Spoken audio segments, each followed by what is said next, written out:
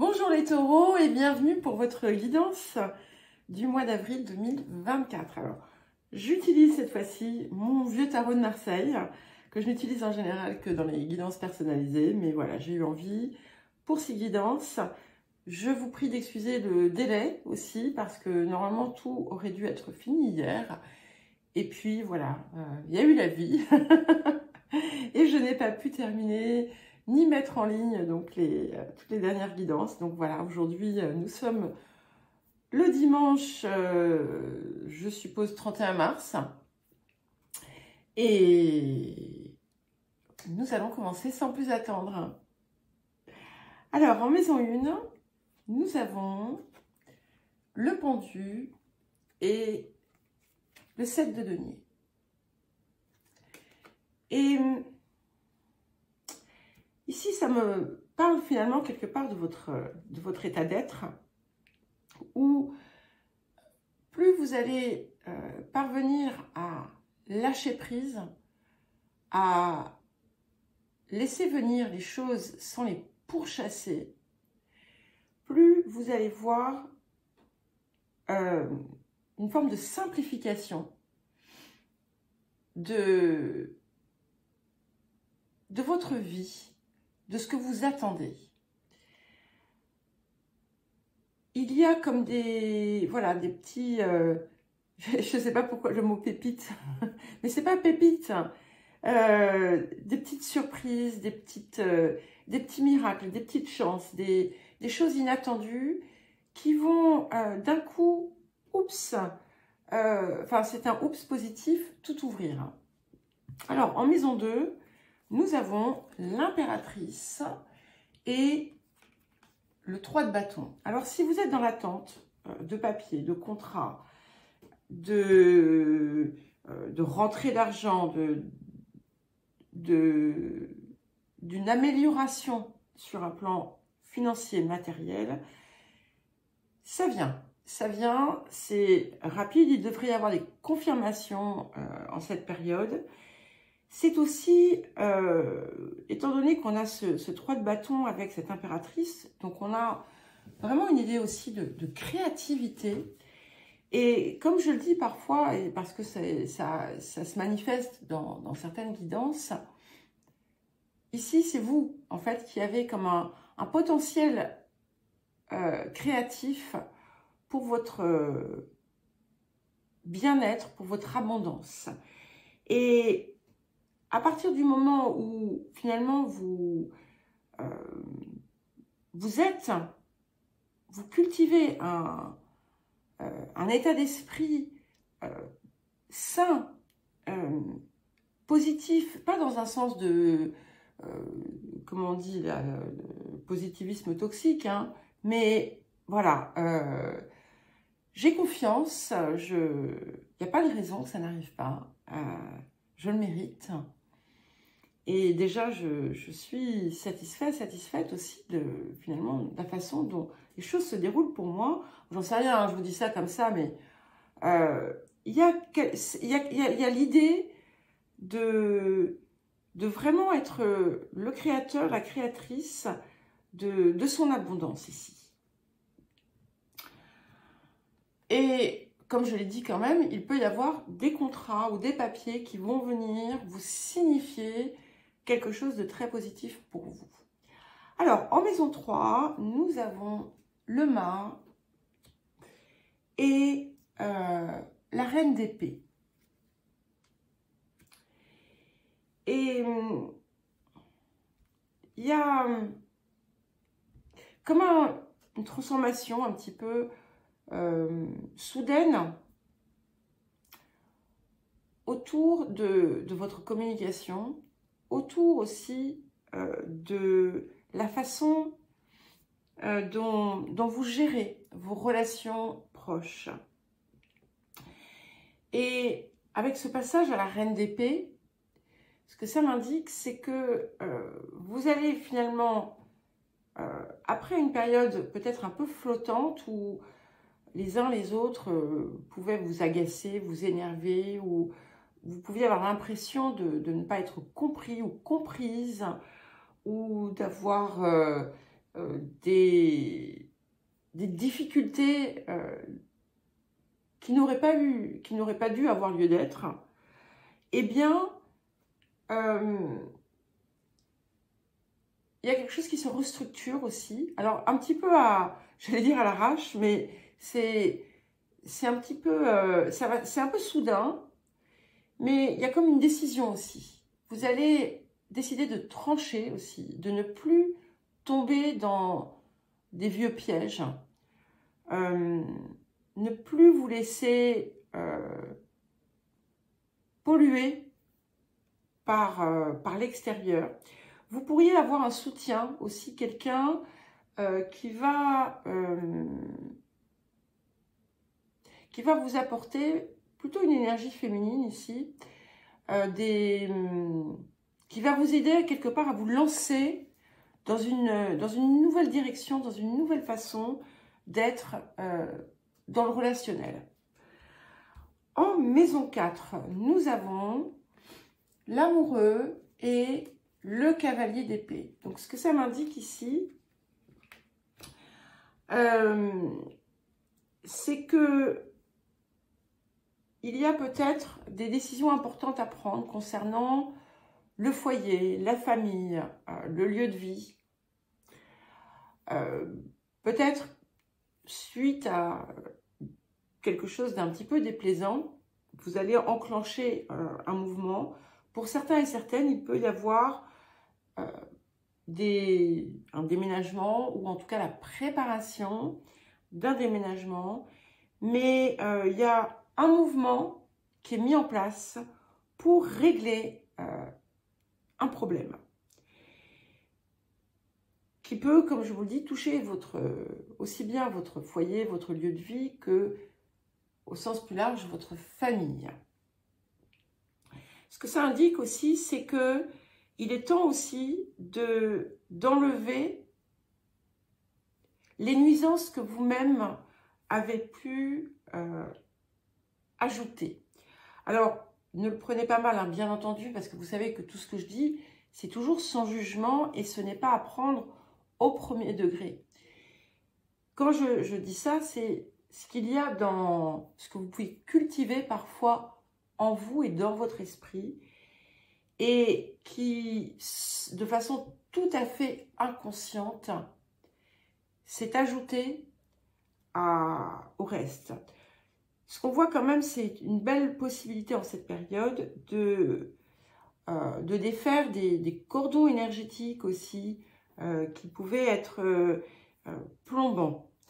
Alors, en maison 5, nous avons la force et le 10 de bâton. Et ici, ce que ça m'indique, c'est la maîtrise aussi de quelque chose dans votre vie par le biais de votre créativité. Ça peut être d'une façon totalement, comment dire, ça va être de façon totalement différente pour chacun et chacune.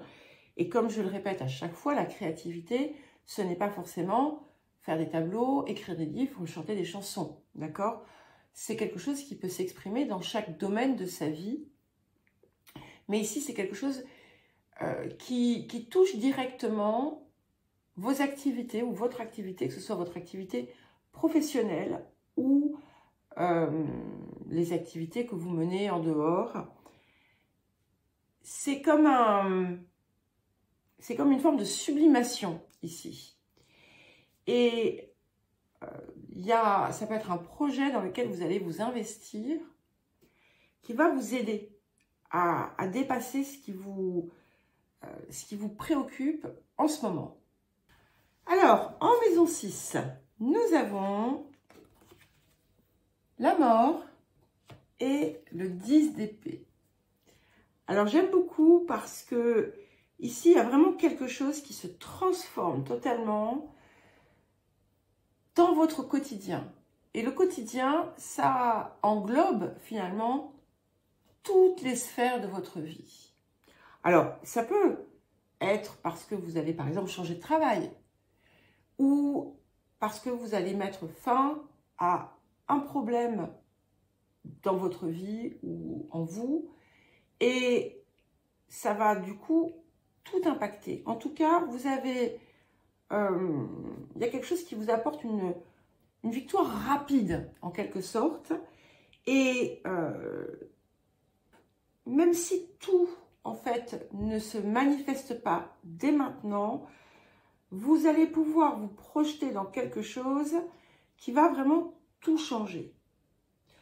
Alors, je ne sais pas, vous avez pu postuler, par exemple, pour, je ne sais pas, quelque chose que vous pensiez peut-être ne même pas pouvoir obtenir un jour, et pourtant, c'est là. Il y a la fin de quelque chose qui vous plombait dans votre vie, et qui va, je le répète, qui va tout changer. Même si, voilà, ça peut concerner principalement, pour certains et certaines, la zone du travail, ça n'est absolument pas restrictif. Vous allez aussi peut-être opérer certains changements dans votre mode de vie, dans vos routines, voilà, dans ce que vous mettez en place pour votre bien-être physique. Et là, c'est pareil, ça va être extrêmement productif pour vous. En maison 7, nous avons la roue de fortune et le 6 de bâton. Donc effectivement, ça me confirme bien qu'il y a quelque chose qui vous chiffonne en lien avec les autres, avec l'autre, les autres, l'extérieur. Ce n'est pas destiné à durer. C'est quelque chose qui est là pour vous, encore une fois, très souvent, pour vous montrer quelque chose. C'est là pour vous montrer une zone finalement de conflit en vous que vous ne voyez pas. C'est comme un miroir en fait. C'est comme un miroir en fait, puisque en plus c'est en maison 7 ici, donc il y a d'autant plus cette idée du miroir, puisque l'autre est toujours un miroir, une réflexion de nous-mêmes. Et regardez, prenez le temps avec le plus d'honnêteté possible. C'est pas toujours facile hein, d'accepter, de voir ce qui dysfonctionne chez nous. Mais voyez ce qui vous irrite, ce qui vous énerve chez les autres en ce moment. Et voyez ce que ça reflète de vous-même. Ça peut être de façon tout à fait subtile, hein, c'est pas forcément direct. Mais c'est là pour vous montrer quelque chose. Et c'est ça aussi qui va vous aider, du coup, à vous débarrasser de ce qui vous dérange. Alors, en maison 8, nous avons le monde et la reine de bâton. Donc c'est magnifique parce qu'on a une superbe transformation qui s'opère et qui va vous permettre finalement de, c'est même pas retrouver, mais de trouver votre puissance personnelle et qui va vous apporter une approche totalement différente. Ce que vous allez ensuite dévoiler de vous, ça sera votre vérité. Ça sera vraiment, et c'est vraiment ce que vous êtes, qui vous êtes, et c'est peut-être pour beaucoup quelque chose que vous n'aviez même pas vu jusqu'alors. Il y a une très très belle authenticité ici, que vous n'avez plus à cacher avec des voiles, avec des protections. Il peut y avoir aussi, là encore, un personnage féminin qui va apporter ou qui va être un levier dans un changement important que vous avez à opérer. Mais ce qui compte, c'est la transformation qui s'opère en vous et qui va se manifester sur le plan physique. On a la transformation qui s'opère à l'intérieur et qui se développe à l'extérieur. Alors, en maison 9, nous avons le diable et nous avons le 7 d'épée. Ce que ça me montre ici, c'est que vous avez encore peut-être des fausses croyances. Excusez-moi, Sibylle, j'arrive. Oui, donc je vous disais que vous avez encore peut-être des fausses croyances ou peut-être que vous êtes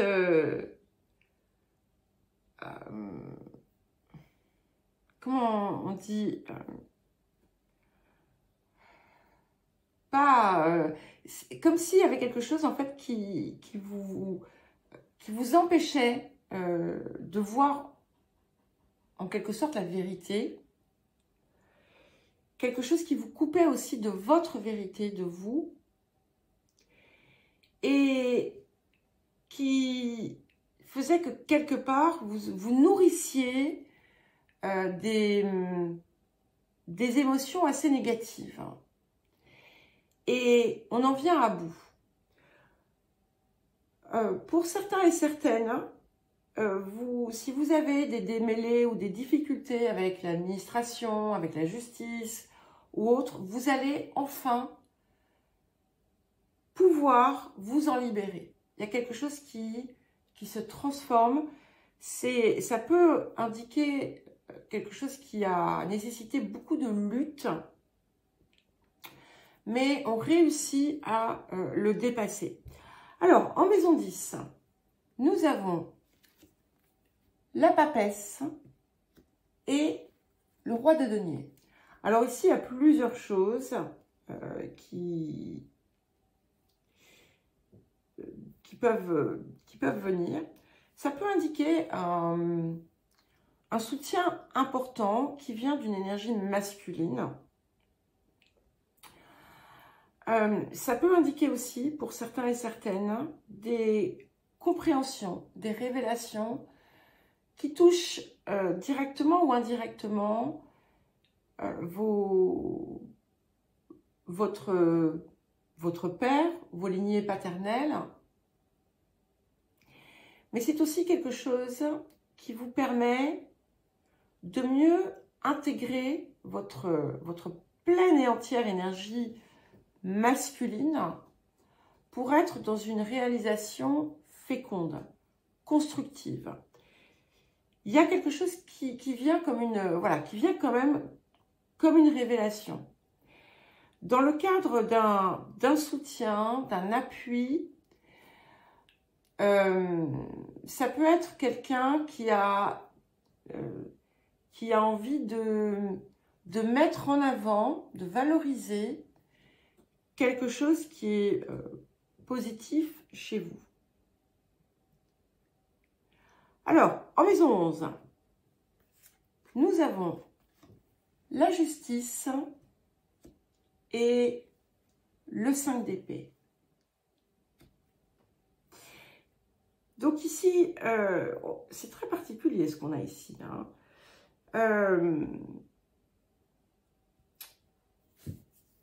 Il y a un côté belliqueux que vous avez en fait, que vous pouvez avoir parfois avec vos relations, avec l'extérieur.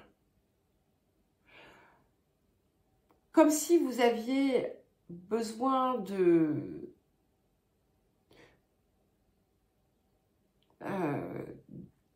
d'affirmer une forme de supériorité.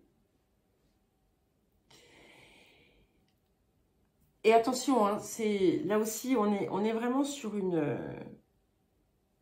comment dire, un mécanisme inconscient et un mécanisme de défense. Parce que ça nourrit quelque chose en vous qui gagnerait à ne plus être nourri, mais c'est pas grave. Par exemple, vous voyez, vous pouvez être amené à envoyer des pics à à rentrer dans une forme de jugement, alors ça va être différent pour chacun, ça peut être tout à fait autre chose. Et en réalité, ça masque quelque chose qui est en vous. Et vous avez du coup la possibilité en cette période de sortir, de dépasser finalement ce fonctionnement qui n'est pas nécessairement permanent, mais qui vous revient à intervalles réguliers et qui crée du coup, qui peut créer des tensions avec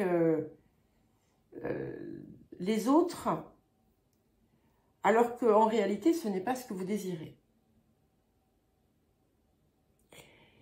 Il peut y avoir aussi du coup des transformations en cette période dans votre domaine relationnel. Alors, j'ai oublié de vous parler de votre coupe. Excusez-moi, je regarde mon petit papier. Donc, à la coupe, nous avions avec les atouts majeurs, nous avions, c'est intéressant, le monde et le diable qui se retrouvent côte à côte, ici aussi. Alors qu'ils étaient séparés et que je remélange les cartes à chaque fois, une fois que j'ai coupé, pour ne pas voilà, être impacté par ce que je vois. Et avec les mineurs, le 8 de denier et l'as de bâton. Donc c'est une très belle coupe, hein, deux très belles coupes, puisque il y a vraiment beaucoup de potentiel ici. Ce que je vois aussi, c'est que déjà, vous n'allez plus avoir besoin de